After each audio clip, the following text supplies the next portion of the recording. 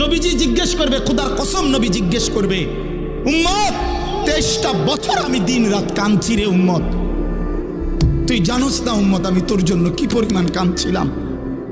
সারাটা রাত আমি কেঁদেছি, তায়েফের পাথরের আঘাতে আমার পিঠ ছিদ্র ছিদ্র করে ফেলছে, আমি ক্ষুধার কষ্টে পেটে পাথর ভাঙছি, আমার ঘরের চুলায় আগুন জ্বলে নাই,